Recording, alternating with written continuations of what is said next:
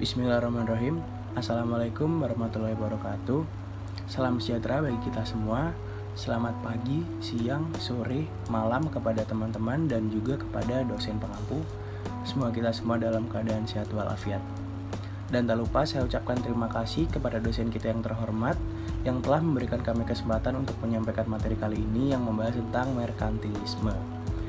Sebelum kita mempresentasikan makalah hari ini, saya perkenalkan terlebih dahulu anggota kelompok kami. Ada Kevin Nugra Ramadan, yaitu saya sendiri. Lalu ada Akbar Muhammad Izudin, ada Cahya Mahfira, dan yang terakhir Dinda Griselda. Berikut saya akan memaparkan beberapa poin penting atau rangkuman terkait merkantilisme dalam ekonomi politik internasional. Yang pertama, tentang sejarah merkantilisme itu. Jadi merkantilisme muncul pertama kali pada era modern, yaitu sekitar tahun 1500 sampai 1700-an, yang ditunjukkan sebagai praktik dari para negarawan. Sehingga aktor utama dalam merkantilisme ini adalah negara dan alianses. Sebenarnya, negara-negara di dunia yang memiliki tujuan sama itu bisa beraliansi untuk mengejar national power yang sama.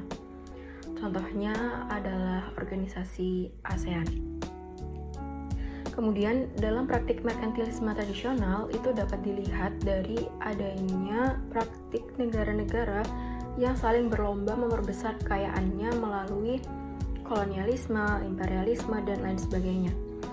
Nah, contohnya pada zaman dulu, negara-negara di Eropa Barat itu banyak sekali yang berupaya untuk mencari negara jajahan yang bagi mereka memiliki sumber daya alam yang dapat mereka manfaatkan.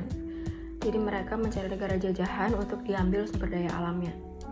Karena pada zaman itu sumber daya alam adalah salah satu sumber untuk meraih kekayaan. Kemudian di dalam sudut pandang merkantilisme ini, mereka itu melihat bagaimana upaya negara dalam mengatur pertumbuhan ekonomi di negaranya melalui kebijakan-kebijakan ekonomi yang dibuat oleh negara itu sendiri. Atau mereka itu melihat bagaimana negara itu berupaya agar pertumbuhan ekonomi negaranya itu dapat digunakan untuk memaksimalkan meraih kepentingan nasional dan kekuatan negaranya. Lalu logika utama di merkantilisme ini adalah politik. Jadi kepentingan politik ini dianggap lebih utama dibandingkan kepentingan ekonomi. Praktik merkantilisme ini tuh lebih berfokus pada memaksimalkan kepentingan politiknya, dalam tanda kurung itu kepentingan nasional, melalui kekuatan perekonomian yang pastinya besar juga. Nah, sederhananya, di balik kegiatan ekonomi yang dilakukan oleh negara itu ada kepentingan politik yang diupayakan atau ingin diraih oleh negara tersebut. Nah, kepentingan politik atau kepentingan nasional ini bisa berupa national security atau military power in organization dan lain sebagainya. Kemudian dari sini dapat dilihat bahwa antara kekayaan dan kekuatan itu memiliki keterkaitan yang erat atau memiliki hubungan timbal balik, yang artinya kekuatan akan meningkat apabila terdapat kekayaan. Kekuatan dan kekayaan itu secara bersamaan merupakan tujuan utama dari suatu kebijakan negara. Ketika suatu negara memiliki goal untuk memperbesar kekuatan negaranya, maka negara itu harus memiliki kekayaan yang banyak. Kekayaan itu dapat diraih melalui suatu kegiatan atau aktivitas ekonomi. Selanjutnya, praktik merkantilisme ini menunjukkan sifat zero sum game. Di sini berarti jika suatu negara ingin mendapatkan kekayaan, maka negara lain yang berada dalam kondisi yang sama harus kalah atau tidak boleh sama-sama kuat.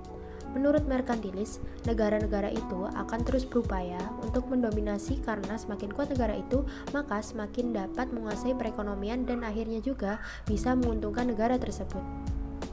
Selanjutnya kita memasuki studi kasus merkantilisme yang akan dibahas di video ini, yaitu kebijakan proteksionisme Amerika Serikat terhadap Republik Rakyat Cina. Jadi, dijelaskan bahwa Amerika Serikat melakukan proteksionisme terhadap kondisi perdagangan mereka yang mengalami defisit atau melemah, karena produk mereka kalah bersaing dengan produk buatan Cina. baik dalam pasar internasional maupun pasar domestik. Realita ini merupakan sebuah kondisi di mana kegiatan impor khususnya dari Cina yang dilakukan oleh Amerika Serikat lebih besar daripada kegiatan ekspor mereka. Sehingga hal ini dapat mengancam keamanan Amerika Serikat. Karena ketika kondisi impor lebih besar daripada ekspor, maka perekonomian nasional negara itu sedang melemah. Seperti yang sudah kita ketahui, dengan adanya peningkatan penjualan produk lokal di dalam negeri, atau bahkan Amerika Serikat itu dapat meningkatkan ekspor ke negara lain, maka negara itu dapat memupuk kekayaan. Dengan adanya kekayaan yang besar yang diperoleh dari kegiatan ekonomi Amerika Serikat, maka power AS di kancah internasional juga semakin besar atau mendominasi. Hal ini juga selurus dengan premis utama dari merkantilisme.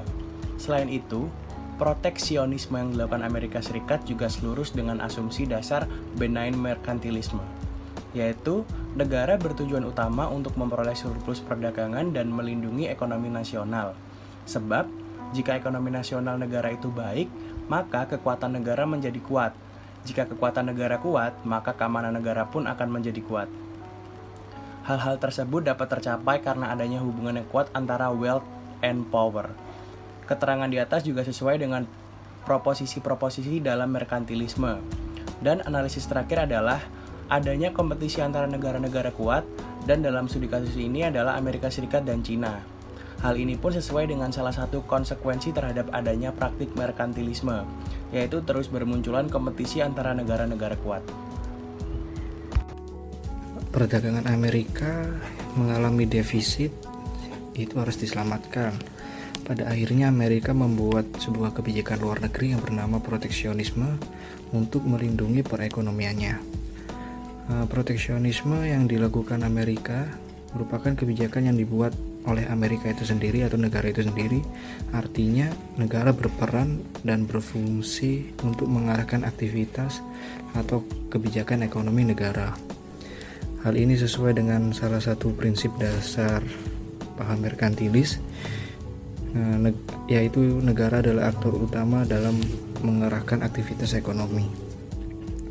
Proteksionisme sendiri yang dimaksud di studi kasus ini, Amerika menetapkan tarif atau biaya masuk terhadap produk impor buatan Cina yang akan masuk ke negaranya atau ke Amerika. Adanya kebijakan proteksionisme tersebut sesuai dengan paham merkantilis atau perspektif merkantilisme. Kegiatan ekspor impor sangat berpengaruh terhadap perolehan kekayaan, kekuatan, dan keamanan suatu negara. Kegiatan ekspor harus lebih ditingkatkan, sedangkan impor harus dikurangi. Proteksionisme yang dilakukan oleh Amerika itu strategi untuk menjaga kepentingan dan keamanan Amerika Serikat. Dengan dilakukannya proteksionisme tersebut, Amerika mengharapkan permintaan produk impor itu menurun, sehingga perdagangan dalam negeri dan eksistensi produknya sendiri atau produk lokalnya sendiri dapat meningkat. Dengan adanya peningkatan penjualan produk lokal di dalam negeri, Amerika Serikat itu dapat meningkatkan ekspornya ke negara lain, maka Amerika itu akan mendapatkan kekayaan yang lebih banyak daripada sebelumnya. Baik, sekian presentasi dari kelompok kami. Jika ada salah kata mohon dimaafkan, dan jika ada kritik dan saran mohon dibagikan. Assalamualaikum warahmatullahi wabarakatuh.